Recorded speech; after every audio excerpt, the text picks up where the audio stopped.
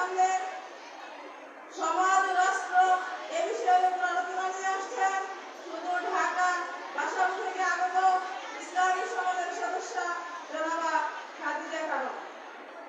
আলহামদুলিল্লাহি নাহমাদুহু ওয়া নুসাল্লি আলা রাসূলিল কারীম আম্মা বা'দ। রব্বি আউযু বিকা মিন হামাযাতিশ শায়াতিন। ইসলামী সমাজের উদ্যোগে 29তম বার্ষিক মহিলা মাহফিলে উপস্থিত আছেন আল্লাহর সার্বভৌমত্বের ভিত্তিতে তার আইন বিধানের প্রতিনিধিত্বকারী নেতা ইসলামী সমাজের সম্মানিত আমি হযরত সৈয়দ মানকবি এবং উপস্থিত আছেন দূর দূরান্ত থেকে আগত আমাদের ইসলামীয় মুজাহিদ দিনদার মা ও বোনেরা। সকলের প্রতি আমি সালাম জানাচ্ছি, আসসালামু আলাইকুম ওয়া রাহমাতুল্লাহি ওয়া বারাকাতুহু। আজকে এই মাহফিলে আমার আলোচ্য বিষয় হচ্ছে সমাজ এবং রাষ্ট্র। মানুষ সমাজবদ্ধ জীব। মানুষের প্রয়োজন পূরণ ও কল্যাণ সাধনের জন্যই সমাজ এবং রাষ্ট্র। সমাজ ও রাষ্ট্রের মৌলিক বিষয় হচ্ছে তিনটি। সমাজ ও রাষ্ট্রের প্রথম মৌলিক বিষয় হচ্ছে রুবুবিয়াত, সার্বভৌমত্ব, আইন বিধান ও শাসন কর্তৃত্ব। সমাজ ও রাষ্ট্রের দ্বিতীয় মৌলিক বিষয় হচ্ছে উলুহিয়াত, দাসত্ব, আইনের আনুগত্য, উপাসনা। সমাজ ও রাষ্ট্রের তৃতীয় মৌলিক বিষয় হচ্ছে নেতৃত্বের ইতিহাস, অর্থাৎ নেতার আনুগত্য, অনুসরণ ও অনুকরণ। সমাজ ও রাষ্ট্রের প্রথম মৌলিক বিষয় রুবুবিয়াত, সার্বভৌমত্ব, আইন বিধান ও শাসন কর্তৃত্বের বিষয় ইসলাম হচ্ছে আল্লাহর রুবুবিয়াতে তাওহীদ, অর্থাৎ মানুষের সমাজ ও রাষ্ট্র গঠন ও পরিচালনা সহ জীবনের সকল ক্ষেত্রে সার্বভৌমত্ব, আইন বিধান ও নিরঙ্কুশ শাসন কর্তৃত্ব একমাত্র আল্লাহর, অন্য কোনো মানুষের নয়। এটাই মহাসত্য, এটাই আল্লাহর প্রতি ঈমান, এটাই ইসলামের প্রথম এবং প্রধান মৌলিক বিষয় এবং আল্লাহর সাথে মানুষের সম্পর্ক করার মূল ভিত্তি। এই বিষয়টি গ্রহণকারী ব্যক্তিদের আল্লাহর প্রতি ঈমানের ঘোষণা হচ্ছে রব্বুল আল্লাহ, আল্লাহই আমাদের একমাত্র রব, সার্বভৌমত্বের মালিক, আইনদাতা, বিধানদাতা ও নিরঙ্কুশ শাসনকর্তা, অন্য কেউ নয়, কোনো মানুষ নয়। হাদিসের ভাষা আল্লাহর প্রতি ঈমানের ঘোষণা হচ্ছে আল্লাহু আকবার, সার্বভৌমত্ব একমাত্র আল্লাহর। ইসলামের প্রথম মৌলিক বিষয় রুবুবিয়াত, সার্বভৌমত্ব, আইন বিধান ও শাসন কর্তৃত্বের বিষয় জাহিরাত হচ্ছে আল্লাহর রুবুবিয়াতের শিরক, অর্থাৎ মানুষের সমাজ ও রাষ্ট্র গঠন ও পরিচালনায় সার্বভৌমত্ব, আইন বিধান ও শাসন কর্তৃত্ব মানুষের। এটা মহা মিথ্যা।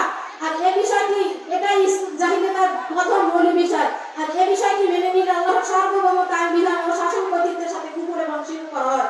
পরে আল্লাহর প্রতি ঈমানের ঘোষণা রব্বুল আল্লাহ বাদ হয়ে যায় এবং ইসলামের প্রথম মৌলিক বিষয় বিরুদ্ধে অবস্থান গ্রহণ করা হয়। সমাজ ও রাষ্ট্রের দ্বিতীয় মৌলিক বিষয় উলুহিয়াত, দাসত্ব, আইনের আনুগত্য, উপাসনার বিষয় ইসলাম হচ্ছে আল্লাহর উলুহিয়াতে তাওহীদ, অর্থাৎ মানুষের সমাজ ও রাষ্ট্র গঠন ও পরিচালনা সহ জীবনের সকল ক্ষেত্রে দাসত্ব, আইনের আনুগত্য, উপাসনা একমাত্র আল্লাহর, অন্য কারো নয়। এটাই মহাসত্য, এটাই ইসলামের দ্বিতীয় মৌলিক বিষয় এবং আল্লাহর প্রতি ঈমানের ফলশ্রুতি। এই বিষয়টি গ্রহণকারী ব্যক্তির আল্লাহর প্রতি ঈমানের ফলশ্রুতি সাক্ষ্য অঙ্গীকার হচ্ছে আশহাদু আল্লা ইলাহা ইল্লাল্লাহ, আমি সাক্ষ্য দিচ্ছি নেই কোনো ইলাহ, দাসত্ব, আইনের আনুগত্য, উপাসনা করার অধিকারী সত্য একমাত্র আল্লাহ ছাড়া। এটাই আল্লাহর ইবাদতের অধিকার।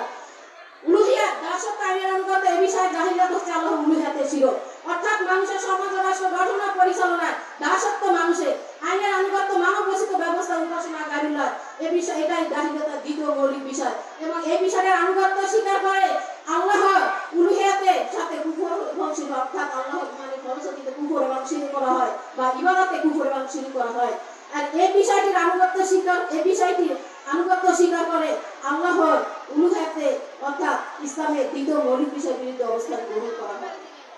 সমাজ ও রাষ্ট্রের তৃতীয় মৌলিক বিষয় নেতৃত্বের ইতিহাস, অর্থাৎ নেতার আনুগত্য, অনুসরণ করে। এই বিষয় ইসলাম হচ্ছে মানুষের সমাজ ও রাষ্ট্র গঠন, বিষয় ইসলাম হচ্ছে আল্লাহর রাসূল হযরত মুহাম্মদ সাল্লাল্লাহু আলাইহি ওয়াসাল্লামের কিতাবে তাওহীদ, অর্থাৎ মানুষের সমাজ ও রাষ্ট্র গঠন ও পরিচালনায় শর্তহীন আনুগত্য, অনুসরণ, অনুকরণ একমাত্র আল্লাহর রাসূল হযরত মুহাম্মদ সাল্লাল্লাহু আলাইহি ওয়াসাল্লামের, অন্য কারো নয়।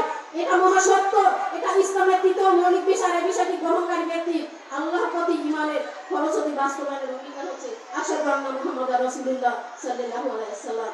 আর এই বিষয়টি গ্রহণকারী ব্যক্তির আল্লাহর প্রতি ঈমানের ফলশ্রুতি সাক্ষ্য অঙ্গীকার হচ্ছে আশহাদু আন্না মুহাম্মাদার রাসূলুল্লাহ সাল্লাল্লাহু আলাইহি ওয়াসাল্লাম, অর্থাৎ আমি সাক্ষ্য দিচ্ছি হযরত মুহাম্মদ সাল্লাল্লাহু আলাইহি ওয়াসাল্লাম আল্লাহর রাসূল, শর্তহীন আনুগত্য, অনুসরণ, অনুকরণ পাওয়ার অধিকারী একমাত্র নেতা, অন্য কেউ নয়।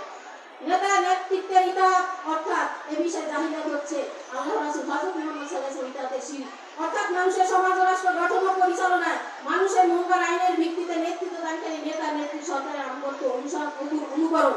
এইটাই জাহিলিয়াতের তৃতীয় মৌলিক বিষয়। আর এই বিষয়টির আনুগত্য স্বীকার করে আল্লাহর রাসূল হযরত মুহাম্মদ সাল্লাল্লাহু আলাইহি ওয়াসাল্লামের নেতৃত্বের আনুগত্যে কুফর এবং শিরক করার পরে ইসলামের তৃতীয় মৌলিক, ইসলামের বাস্তবায়নের অধিকার আশহাদু আন্না মুহাম্মাদার রাসূলুল্লাহ বাদ হয়ে যায়, ইসলামের তৃতীয় মৌলিক বিষয়ের বিরুদ্ধে অবস্থান গ্রহণ করা হয়। আমার ইসলামীয় দিনদার মা ও বোনেরা, আসলে এই তিনটা মৌলিক বিষয়ের ভিত্তিতে নির্ধারণ করা হয় কোনটা ইসলামিক রাষ্ট্র, কোনটা জাহিলি রাষ্ট্র। তা আলহামদুলিল্লাহ আমাদের যে ইসলামী সমাজের আমিরের নেতৃত্বে একটা ইসলামিক সমাজ গঠন হয়েছে, কিন্তু ইসলামিক রাষ্ট্র গঠন হয় না। ইসলামিক রাষ্ট্র গঠন করতে হলে এই ইসলামী সমাজের আমিরের নেতৃত্বে যারা আমরা নিজেদের ইমানদার দাবি করি, আসলে দাবি করলেই হবে না। তবে ইসলামী সমাজের সমাজ গঠন করছে, রাষ্ট্র গঠনের কি করছে, যে চূড়ান্তভাবে চেষ্টা করছে। এখন আমাদের ইমানদারদের কাজ আমিরের নেতৃত্বে আনুগত্য থেকে নিজের সময় অর্থ চূড়ান্তভাবে কোরবানির মাধ্যমে ধর্মমত নির্বিশেষে সকলের কাছে এই ইমানের দাওয়াত পৌঁছে দিতে হবে। এবং তাই আমিরের আনুগত্য থেকে আমাদের উপর যত বেলজুল অর্থাৎ নির্যাতন আসুক না কেন, আমরা কোনোভাবে পিছপা হব না ইনশাআল্লাহ। এই বলে আমি সকল ইমানদার মা বোনদের প্রতি আহ্বান জানাচ্ছি, আসুন আমরা এই ইসলামী সমাজের আনুগত্য থেকে আমাদের সময় অর্থ চূড়ান্তভাবে কোরবানি করে আমরা ইসলামকে এই ইসলামী রাষ্ট্রে প্রতিষ্ঠা করার লক্ষ্যে এগিয়ে যাই ইনশাআল্লাহ। এই বলে আমার আলোচনা এখানে শেষ করলাম। ওমা আলাইনা ইল্লাল বালাগ। আসসালামু আলাইকুম।